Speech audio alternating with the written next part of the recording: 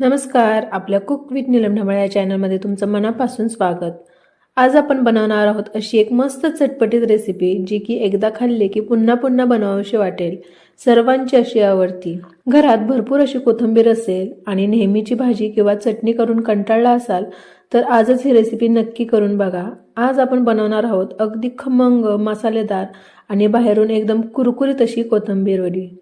ही वडी बनवायला फारसं साहित्य लागत नाही आणि बनवायलाही अगदी सोपी आहे. सकाळच्या नाश्त्यासाठी, संध्याकाळच्या चहासोबत किंवा अचानक घरी पाहुणे आले तर ही रेसिपी एकदम परफेक्ट आहे.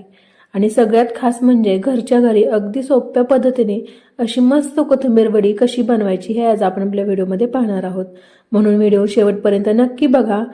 कोथिंबीर वडी बनवून घेण्यासाठी सगळ्यात अगोदर आपल्याला कोथिंबीर लागणार आहे. तर इथे मी कोथिंबीर निवडून ती स्वच्छ धुवून घेतलेली आहे आणि पूर्णपणे पाणी त्याच्यातून निथळून घेतलेले आहे. जरा सुद्धा कोथिंबीरमध्ये पाणी नाहीये. कोथिंबीर आता सुकलेली आहे आणि आता ही आपल्याला बारीक चिरून घ्यायची आहे. तर जेवढं शक्य होईल तेवढी कोथिंबीर बारीक चिरून घ्यायची आहे. इथे आता मी सगळी कोथिंबीर बारीक चिरून घेतलेली आहे. आता ही आपल्याला मोजून घ्यायची आहे. मोजून घ्यायची कारण आपल्याला जे पीठ घ्यायचं आहे बेसन पीठ ते योग्य प्रमाण कळतं. त्यासाठी आपण इथे कोथिंबीर सुद्धा मोजून घेणार आहोत. तर कोथिंबीर इथे मी वाटीने मोजून घेते.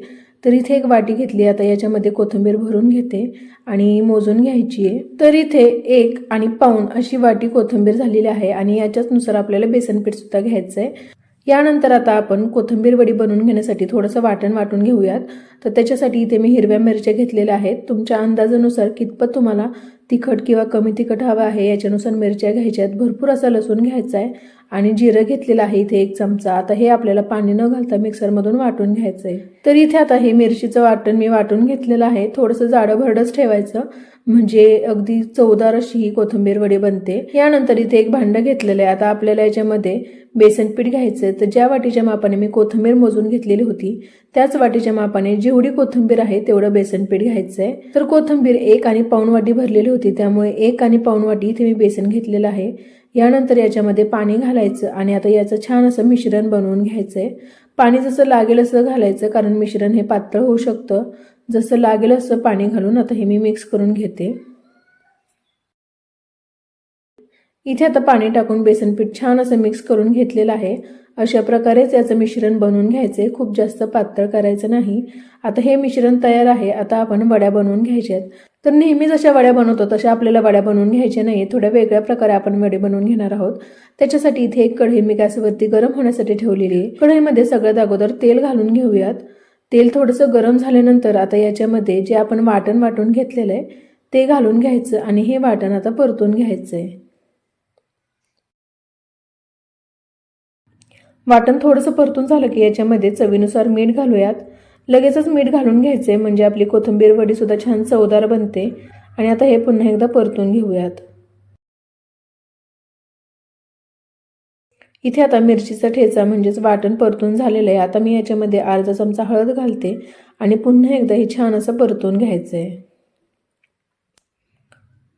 हे वाटण परतून झाल्यानंतर आता लगेचच आपण याच्यामध्ये बारीक चिरून घेतलेली कोथिंबीर घालूयात आणि जशी मेथीची भाजी आपण परतून घेतो अशाच प्रकारे आता ही कोथिंबीर परतून घ्यायची आहे. अगदी वेगळ्या पद्धतीने आणि झटपट अशी ही होणारी वडी आहे. कोथिंबीर जी आहे ती या मसाल्यामध्ये छान अशी परतून झालेली आहे. मऊ सुद्धा झालेली आहे. मऊ होसपर्यंत ती परतून घ्यायची. पहा अशा प्रकारे कोथिंबीर मऊ झाल्यानंतर आता आपण याच्यामध्ये पाणी घालायचंय. तर वाटण वाटलेलं मिक्सरचं भांडं त्याच्यामध्ये थोडंसं पाणी घेऊन ते याच्यामध्ये घालते आणि अर्धा ग्लास मी याच्यामध्ये पाणी घालून घेतलेलं आहे. पाणी घातल्यानंतर पुन्हा एकदा मिक्स करूयात आणि या पाण्याला उकळी येऊन द्यायची. इथे आता पाण्याला उकळी आलेली आहे. आता आपण याच्यामध्ये जे बेसन पिठाचं मिश्रण बनवून घेतलेलं आहे ते घालायचं. तर एका हाताने मी हे मिश्रण घालते आणि दुसऱ्या हाताने अशा प्रकारे हे मिक्स करून घ्यायचे जेणेकरून याच्यामध्ये गुठळ्या होणार नाहीत. आणि बेसन पीठ घातल्यानंतर अगदी छान असं हे मिक्स करून घ्यायचे. एकजीव होसपर्यंत आता हे मिक्स करून घेऊयात. मिक्स करून घेत असताना गॅस अगदी मिडियम टू लो फ्लेमवरती ठेवायचा आहे जेणेकरून बेसन पीठ खाली लागू नये. तर मिडियम टू लो फ्लेमवरती आता हे आपण 1-2 मिनिट परतून घेऊयात. थोड्याच वेळामध्ये बेसन पीठ घट्ट होत चाललेलं आहे आणि हे कोथिंबीर सुद्धा त्याच्यामध्ये एकजीव झालेली आहे. असंच आता एखादा मिनिट आपण परतून घेऊयात. हे थोड्या वेळ परतल्यानंतर बेसन पीठ पहा छान असं घट्ट झालेलं आहे. अशाच प्रकारे घट्ट होसपर्यंत ते परतून घ्यायचंय. आता हे जे बेसन पीठ आहे ते असं गोळा करून घ्यायचंय, तर उलथण्याने मी मध्ये असं गोळा करून घेते, कारण हे आपल्याला शिजवून घ्यायचंय. मध्ये गोळा करून घेतल्यानंतर आता हे आपल्याला वाफवून घ्यायचंय, तर मी याच्यावरती झाकण ठेवते. गॅस अगदी मंद आचेवरती करायचा आणि 5 ते 10 मिनिट आपण हे असंच वाफवून घ्यायचंय. 5 ते 10 मिनिटानंतर आता याच्यावरचं झाकण काढूयात आणि हाताला थोडंसं पाणी लावून बघायचं हे बॅटर शिजलेलं आहे की नाही ते. इथे आता हे जे मिश्रण आहे ते हाताला लागत नाही, याचाच अर्थ आपल्या वडीचं मिश्रण जे आहे ते छान असं शिजलं गेलेलं आहे. आता आपल्याला याची वडी बनवून घ्यायची आहे. तर इथे एक मी प्लेट घेतलेली आहे, याला तेल लावून घेतलेलं आहे. असंच तेल लावून घ्यायचं जेणेकरून वड्या खाली चिकटत नाही. आणि जे उकडलेलं मिश्रण आहे वडीचं ते याच्यामध्ये घालून घ्यायचंय. सगळं मिश्रण इथे ताटामध्ये काढून घेतलेलं आहे. आता हे आपल्याला पसरवून घ्यायचंय. तुम्हाला जसं कम्फर्टेबल वाटत असेल उलथण्याने किंवा दुसऱ्या भांड्याने किंवा हाताने सुद्धा तुम्ही हे पसरून घेऊ शकता. तर इथे मी उलथण्याला तेल लावून घेतलेलं आहे आणि त्यानेच असं पसरवून घेतेय. जेवढं तुम्हाला जाड किंवा पातळ अशी वडी हवी असेल त्या प्रकारे तुम्ही हे पसरवून घेऊ शकता. इथे आता वडी सेट करून झालेली आहे. आता याच्यावरून पांढरे तीळ घालून घेते. तुम्हाला हवं असल्यास तुम्ही हे जे पांढरे तीळ आहे तुम्ही मिश्रणामध्ये सुद्धा घालू शकता किंवा अशा प्रकारे वरून सुद्धा घालू शकता. तर इथे मी वरून हे पांढरे तीळ घालतेय. तीळ घातल्यानंतर आता ते उलथण्याच्या साहाय्याने दाबून घेते, म्हणजे ते छान चिकटले जातील. इथे आता तीळ सुद्धा सेट करून झालेले आहेत. आता ही जी वडी आहे ती गरमच असताना आपल्याला कट करून घ्यायची आहे, कारण थंड झाल्यानंतर कट केल्यानंतर याच्या वड्या पडत नाहीत. त्यामुळे आता गरम असतानाच हे कापून घ्यायचंय. तर जेवढ्या साईजमध्ये तुम्हाला वड्या हव्या आहेत त्याच्यानुसार तुम्ही याचा आकार ठेवू शकता. तर एवढ्या अशा आकारामध्ये मी ह्या कट करून घेतेय. इथे आता वड्या कट करून झालेल्या आहेत. आता हे आपल्याला थंड होण्यासाठी ठेवायचंय, लगेच या वड्या बाजूला काढून घ्यायच्या नाहीत. तर आता हे मिश्रण आपण अर्धा तास तरी थंड होण्यासाठी ठेवूयात. इथे आता अर्धा तासानंतर वड्या छान असं थंड झालेल्या आहेत. पुन्हा एकदा याच्यामधून चाकू फिरून घेऊयात. जे अगोदर आपण मार्किंग करून घेतलेलं होतं त्याच्यामधूनच आपण आता पुन्हा एकदा चाकू फिरून घेणार आहोत. हे पहा, मस्त अशा वड्या इथे निघत आहेत. थोडं सुद्धा हे बॅटर खाली चिकटत नाहीये किंवा तुटत नाहीयेत या वड्या. आता अशाच मी वड्या सगळ्या मोकळ्या करून घेते आणि आता त्या तळून घ्यायच्या आहेत. वडी तळून घेण्यासाठी इथे कढईमध्ये तेल हे गरम होण्यासाठी ठेवलंय. तेल अगोदर छान कडकडीत गरम करून घ्यायचं. तेल गरम झाल्यानंतर गॅस मिडियम फ्लेमवरती ठेवायचा आणि आता याच्यामध्ये आपण वड्या सोडून घ्यायच्या आहेत.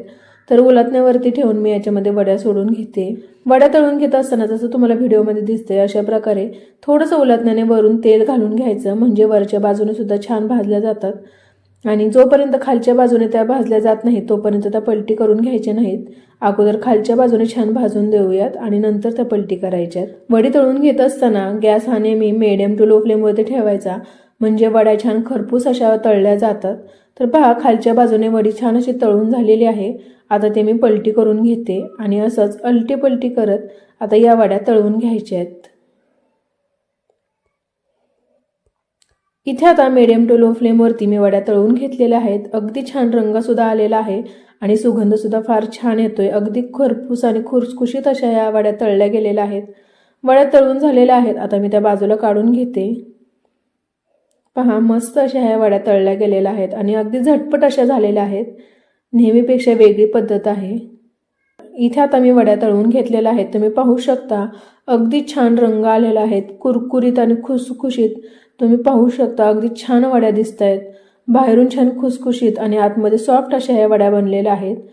आता या ज्या वड्या आहेत तुम्ही नाश्त्याला किंवा जेवणामध्ये किंवा सुद्धा या स्नॅक्स म्हणून खाऊ शकता. मी या बनवलेल्या वड्या माझ्या तर मुलीला फार आवडलेल्या आहेत. तुम्ही सुद्धा तुमच्या घरामध्ये बनवून पहा.